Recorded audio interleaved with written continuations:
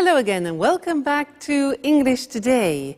This is DVD 21 and the fourth DVD in your advanced level. And in this DVD, we'll start again with another 2 episodes of our story, That's Life. And then after that, in our special TV programs, our music expert will be talking about the Royal Opera House in London.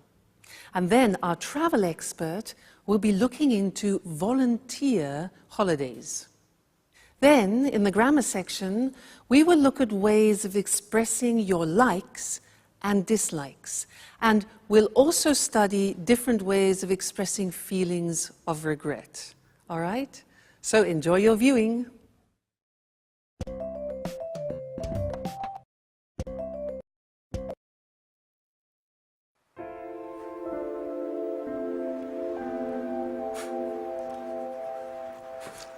Jack!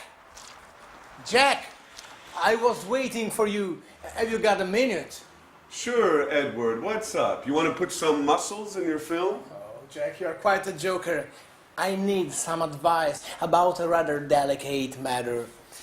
Well, it's about women. Oh, well, then you've come to the right person when it comes to women. In all modesty, I'm sort of an expert. Go ahead, shoot. But make it fast. I have to get to the gym. Oh, well, don't worry. It's like this. If a woman lets you mysteriously know that she's keen on you, and if you didn't expect it, but then you find that you don't mind the gesture, in fact, because of this, you find that you are becoming fond of her. And if she acts as if nothing has happened... Whoa, Edward. What are you getting at? I don't understand it. Is this a new idea for a film? Because if it is, you should think about rewriting this script. It seems very convoluted to me. Jack, stop joking. It's a serious matter. I just don't know how to behave. I can't stand this situation. Well, okay. Let's take this from the top. So, a woman goes for you. However, she doesn't do it openly. But then she pretends as if nothing has happened. And, as far as I can tell, you don't dislike the idea. Have I got it? Exactly. What should I do? Well, the fact, her behavior leads me to believe that she's fond of games. So, use that. Play the mysterious man. And then surprise her with something special. You know, like take her out to dinner, or write her a poem, or send her some red roses. Women really go for that kind of thing. Really? I got an idea. I'd really like to meet this mysterious woman. What she sees in him is beyond me.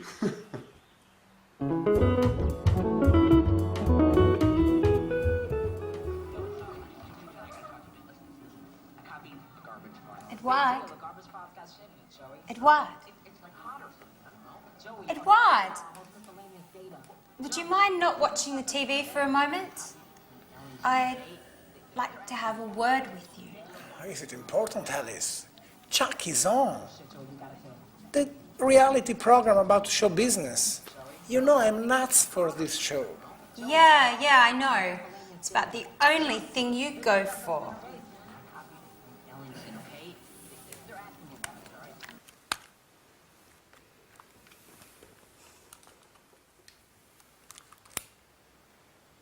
What's up, Alice?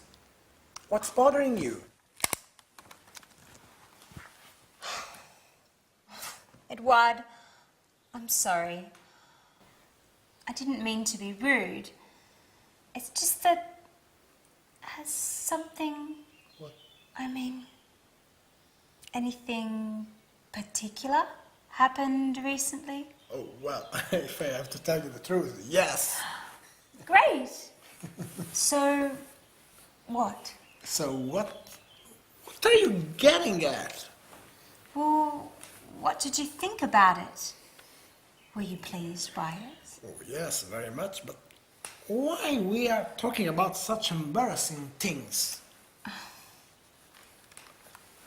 Well, I think you should talk about it, Edward. Once and for all. You think you know me? I'm not good with words. Well then, get into action. I think you've already waited long enough. Maybe you're right.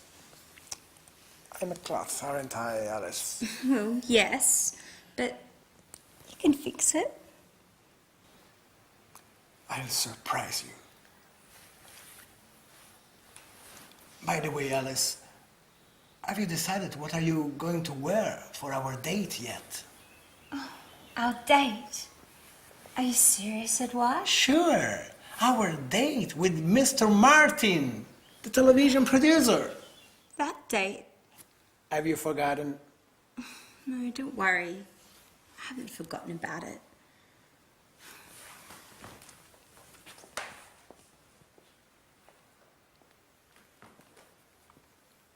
He is way behind.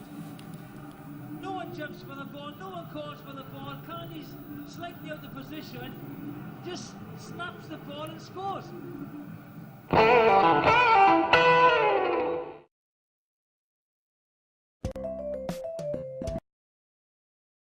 Hello again, and welcome back.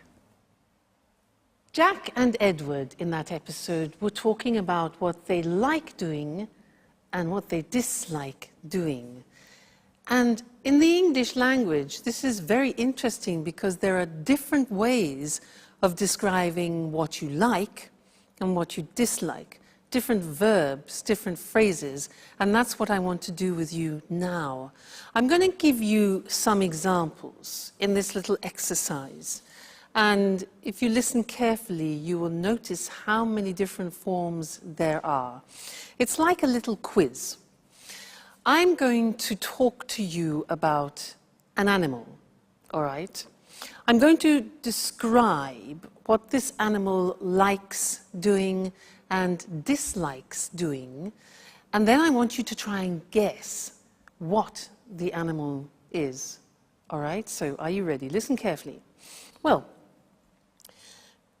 these animals are keen on eating big animals. They're keen on eating big animals. They're fond of basking in the sun in the long grass. So they're fond of lying, basking in the sun in the long grass. They really love running at top speed. They love running at high speed, okay? They can't stand getting wet. Like when it rains, they can't stand getting wet. They can't bear being disturbed when they're eating. They can't bear being disturbed when they're eating. Another thing, they don't mind the presence of man, but at a distance.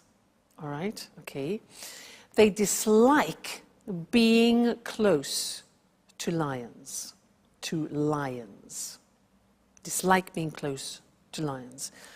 They hate being disturbed when they are with their cubs, with their babies. Okay, their babies, their cubs. As animals, they don't go in much for making noise. They don't go in for making noise. They're silent, they're quiet.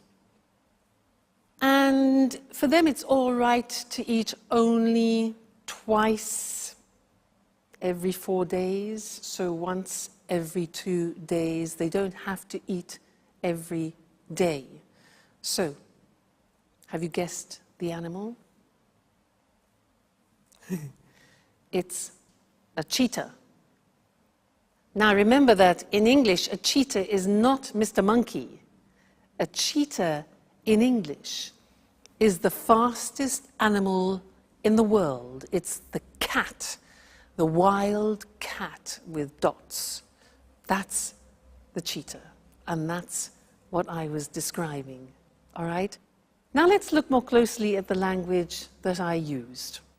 So, if we are talking about likes, these are the possibilities. You can use the verb to be keen on. Now notice that these verbs are followed by the gerund form because we have a preposition.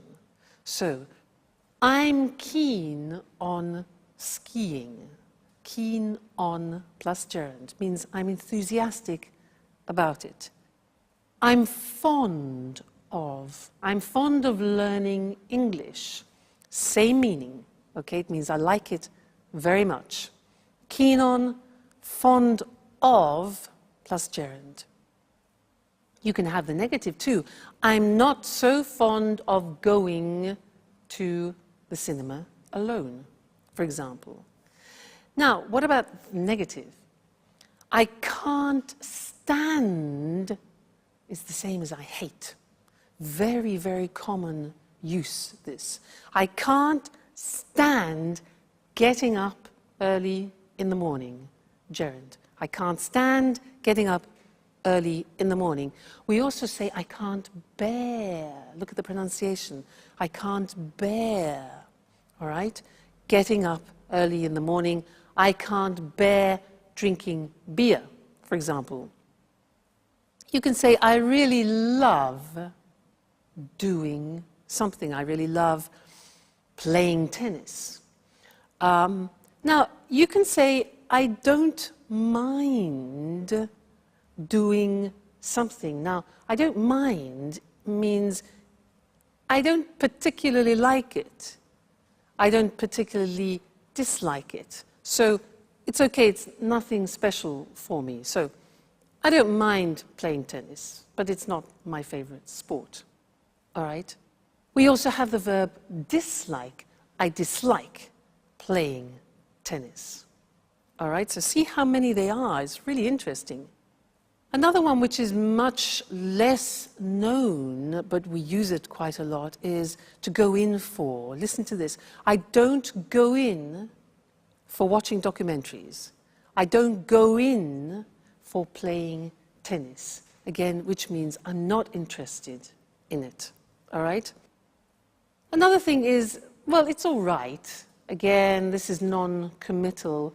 It's all right playing tennis, but it's not my favorite sport. All right? And then something similar to all right is it's okay. Well, it's okay eating rice, but I'm not really very enthusiastic about it.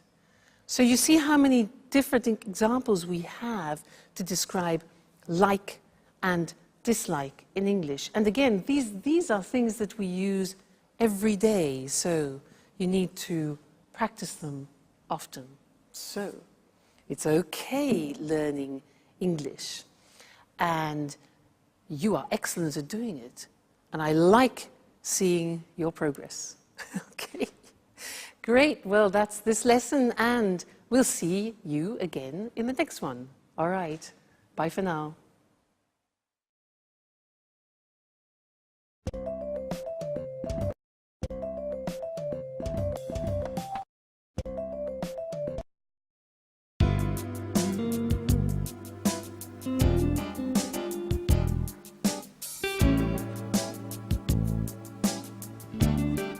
Great. This spot should work well. Maybe here would be better. And I'll put the card here, next to this. Let's give it a quick once over again.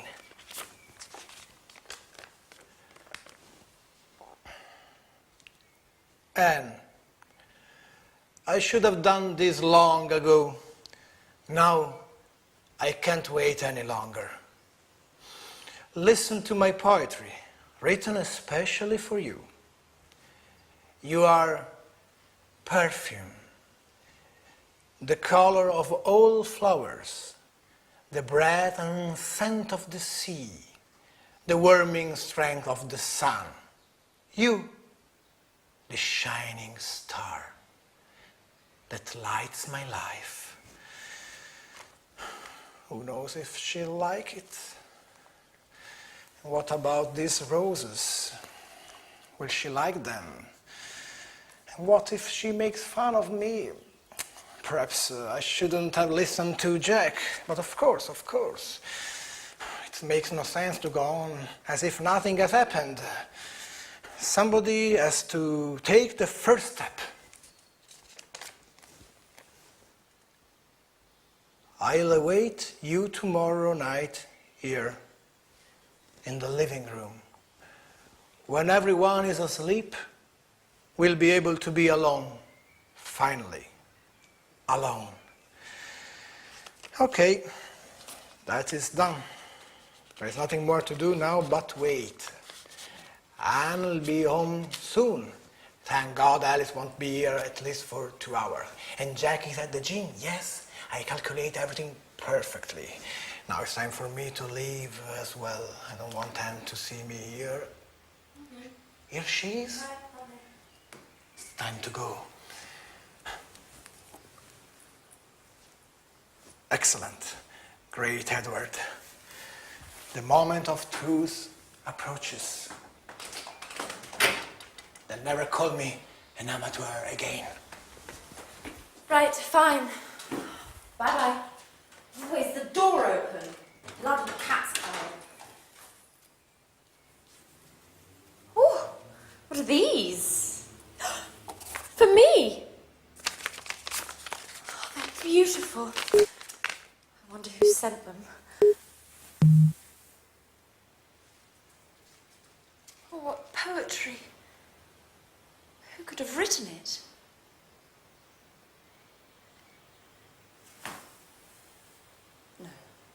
No, Anne.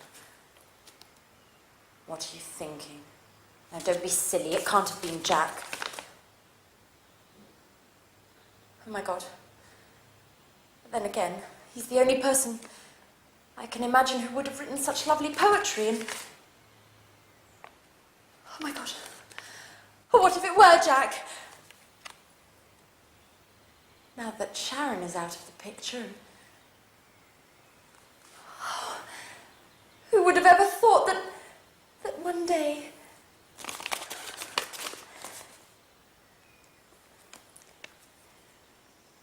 Oh, Jack.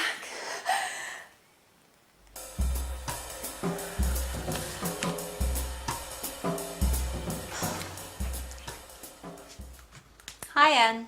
Hi, Alice. My, aren't we feeling chirpy today? Yes, we are feeling chirpy. I've just received a mysterious and completely unexpected surprise. So, what is it? What's all the suspense for? I'm sorry, Alice. I'd like to keep it a secret for the time being.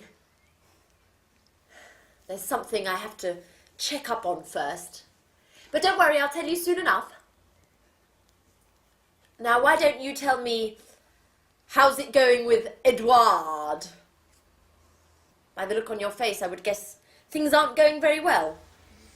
You said it. A complete and utter disaster. I should never have written that card. Why? What's the matter? That's the problem. Nothing has happened. Edouard acts as if he'd never read that card. And yet I know he read it. I'm absolutely certain of it. Why are you so sure? Well, he told me in no uncertain terms. I fished around, vaguely, and he admitted that something strange had happened, and he also said that he was very pleased. And then nothing. No words, no actions. At this point, I think he was referring to something else entirely. Or else, I just have to accept the fact that he isn't interested in me. Oh, don't get depressed, Alice. If you want my opinion, I think you should have told him in person. Face to face is always better than playing games. At any rate, you've still got time. Why don't you sit down and have an earnest word with him? No way! To be embarrassed further? Anyway, there's something fishy about this whole story. Either Edward is acting like a complete fool, or else he hasn't truly understood what I feel for him. Oh, I need some clarity. From now on, I'm going to scrutinize his every move.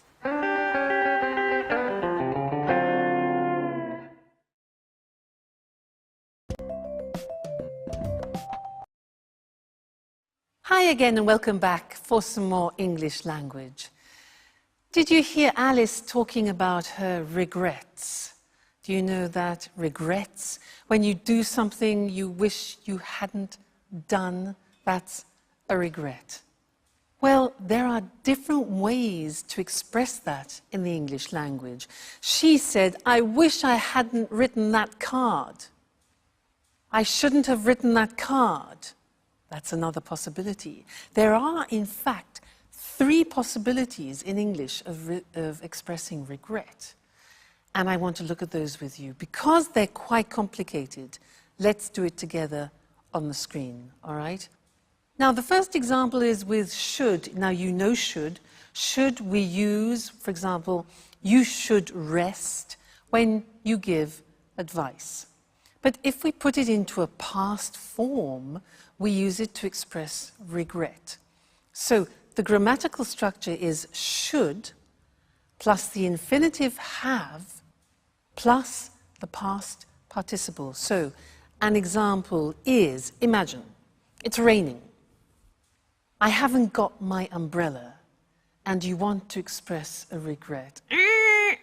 So you could say, I should have brought my umbrella. You see, should, infinitive have, plus the past participle, bring, brought, brought. So you say, oh, damn, I should have brought my umbrella with me.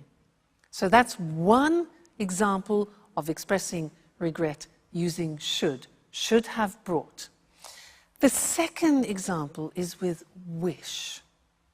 So it's raining and you think, oh, damn, I wish. Now, the grammatical form is I wish I had brought. That is the past perfect. Had is the auxiliary of have in the past, then the past participle. So, I wish I had brought my umbrella with me. So, I should have brought. I wish I had brought. And the last one is very similar to wish. It's if only I had brought my umbrella with me. So there again we have if only followed by the past perfect. If only I had brought my umbrella with me. All right? So 3 forms of expressing regrets. Let's practice. Situation. I've got sunstroke. My face is burning because I've been on the beach all day. Regrets could be, I shouldn't have stayed in the sun so long. Shouldn't have stayed. I wish I hadn't stayed in the sun so long. If only I hadn't stayed. Get the idea? Yeah? Good. Next situation. My car has broken down again. It's stopped. My car's broken down again. Regret. I should have taken it to the mechanics. I should have taken it to the mechanic earlier for a checkup. Or, I wish I had taken it. You see, you can use one of the 3 forms, exactly the same meaning, all right? Great. Next one, I'm completely lost. Situation, I am completely lost. Regret. I wish I had brought a map with me. I wish I had brought a map with me. Okay, getting the idea? Next one, I've got a terrible headache. Oh, terrible headache. If only I hadn't drunk drank so much red wine last night. If only I hadn't. I shouldn't have drunk 3 bottles of red wine last night. Now I regret it. Another one. Damn, I missed the plane. I missed the plane. My alarm clock. Bzzz. I should have put the alarm clock on. Obviously. And the last one. My PIN card. I'm trying to get money. I've forgotten my PIN card for my cash dispenser card. I should have memorized it better. If only I had memorized it better. All right, so there are the 3 forms. Should have done, I wish I had done, and if only I had done. Okay, I'm sure you think, I wish I had been born English.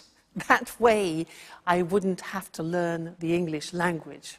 Well, we're here to help you. So that's the end of this lesson, and see you again very soon. Bye.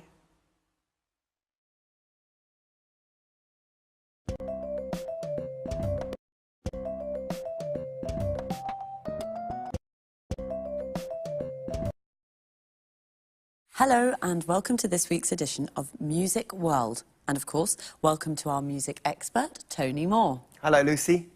And good morning to all our music fans.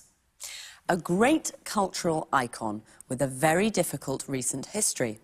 A popular TV programme broadcasting these problems to a whole nation. And today, great performances to packed houses. I'm talking about the Royal Opera House at Covent Garden in London. The theatre dates back to 1732, but recently it's become more famous than ever. What exactly has been happening at the Royal Opera, Tony? Well, everything started with the restoration work that was begun in 1995. This work is now being completed, and we have the modern performance space that it is today. I can't see any trouble there. Sure. But the restoration work was partly funded by the National Lottery. What do you mean, partly funded? How much money came from the lottery? The lottery gave £58.5 million towards the work. Quite a lot of money. Remind me how the lottery works. Lottery tickets cost £1 and are sold all over the country. And there's a big draw once a week. OK, so the Royal Opera House received £58.5 million from the lottery. What happened next? The restoration work was completed in 1999. Tony Blair's Labour government had given the Royal Opera this lottery money on condition that it made opera less elitist in the future by keeping some of its seats reasonably priced for citizens earning an average wage. Did they do that? Yes. But let's not rush things. In 2001, the Royal Opera became even more famous when the BBC filmed a fly-on-the-wall documentary about the day-to-day running of the place. Well, the programme showed a real-life soap opera in action. During this period, the theatre was chaotically managed and was almost out of control. 5 executive directors left in the space of 5 years. There was ongoing conflict between management and employees, and the Royal Opera suddenly found itself at the centre of a political debate about the funding of the arts in the UK. Many people asked whether opera wasn't too elitist an art form to receive funding from the government. Why? Is the running of the Royal Opera completely funded by the government? No. But it does rely in part on the government. 31% of its funds come from government subsidies. Today, corporate sponsorship is becoming more important. In 2006, this amounted to nearly £16 million. Of course, the rest of the funds come from ticket sales. I see. And then, how does the story end? The BBC documentary programme was a great success. It had a huge audience. the TV project wasn't so successful for the Royal Opera management, as it entered a period of financial crisis. And there was an enormous amount of criticism because of the high cost of the renovation work, and because of the BBC TV documentary, which showed that the place was managed very, very badly. And today? Well, after so many years of difficult times, the Royal Opera is newsworthy simply because it isn't. For the last 5 years, the Royal Opera has been putting on successful operas and ballets. It's been doing a fine job. What's more, the Opera House has kept its promise. Now, it's attracting new audiences to listen to opera, and some of the seats are reasonably priced. So how much do tickets cost? The top price for a performance is usually £180, but half of the seats cost £50 or less, while the cheaper seats cost less than £10. Of course, they're not very close to the stage, but they are the cheapest grand opera seats in Europe. On an average evening, 48% of the audience is watching its first opera. So a wider range of people are watching opera now in London. Oh, that's right. After a very difficult period, the Royal Opera is now running smoothly. Another soap opera with a happy ending. So thanks, Tony, and Thanks. goodbye. Goodbye. And goodbye to all our music fans. So, the Royal Opera House, a cultural icon with a difficult history. A cultural icon is a famous symbol for one of the arts, music, writing or painting. But today it puts on performances to packed houses. Remember, the phrasal verb to put on means to organise and perform. A packed house is a theatre with every seat sold out. We say a place is packed when it's full of people. The restoration work that started in 1995 was partly funded by the National Lottery. To be funded by means to be financed by, to receive money from someone or something, in this case, the lottery. It was partly funded means that it received part of the money it needed. This money was given on condition that opera was made less elitist. Elitist means that it is only available to a small group of people, usually socially or intellectually superior. The expression on condition that means only if. The BBC filmed a fly-on-the-wall documentary about the day-to-day running of the place. A fly-on-the-wall documentary is a programme that shows everything that happens in real-life situations. Day-to-day means daily, of every day. So the day-to-day running of the place means the normal, everyday administration of the place. This real-life soap opera showed the theatre was almost out of control. A soap opera is a TV programme with many episodes that looks at the day-to-day lives of a group of people. Out of control means there is no control, like chaotic or disorganised. It showed the ongoing conflict between managers and employees. A conflict is a disagreement. It was ongoing, means that it continued for a long period of time. That's all we have time for today. See you again soon.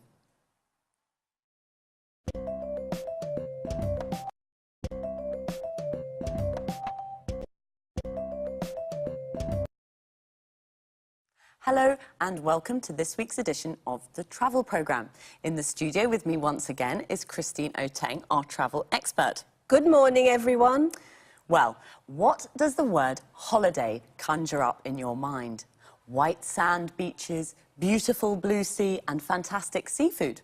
Or maybe cool mountain air and invigorating walks through alpine forests? How about this? Think helping to build a dam outside a village in Uganda. Think helping out in a rural hospital in India. Think showing visitors round a castle in England.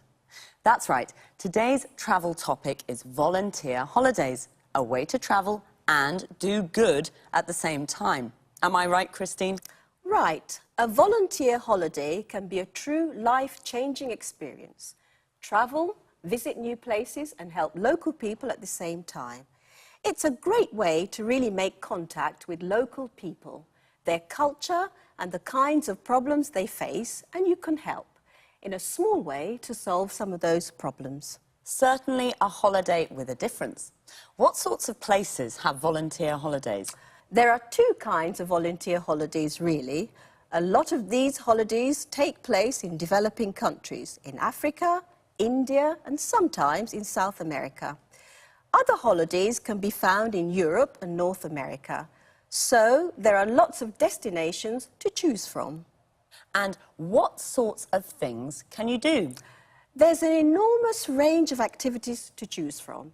In the developing world, a lot of the work is based around helping on infrastructure projects, so you may help to dig a new well or build a new footbridge or perhaps a children's playground.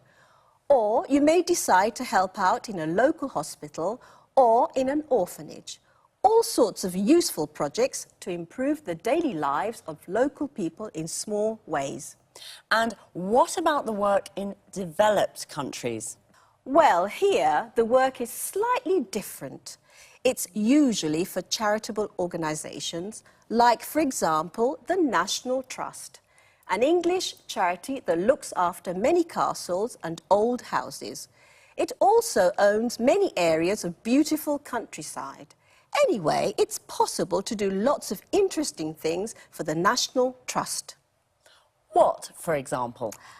As you mentioned earlier, helping to show tourists round a castle in the summer, there is a beautiful 15th century castle on an island off the northeast coast of England, Lindisfarne Castle. Well, they're looking for a couple to do this job for a fortnight. OK, I'll think about that. But do you have to pay for these activities? Yes, of course you have to pay. Volunteer holidays in developing countries tend to cost more because travel costs are higher and some of your money will go to help the local community. In this way, you help poor people twice. Just one question, Christine. During volunteer holidays, do you have to work all the time? Well, usually there's a split between volunteer work and sightseeing. For example, during a fortnight's holiday to Africa, you may spend the first week on your volunteer work and the second week visiting game reserves, relaxing, shopping. The sorts of things you normally do on holiday. Good. So, you have time for fun too. OK, everyone, the next time you're trying to decide where to go on holiday, forget the beaches, forget the mountains, and start thinking about leaving your comfort zone for Africa or the English countryside. Thanks, Christine, for that fascinating information. Goodbye. And, of course, goodbye to all travellers.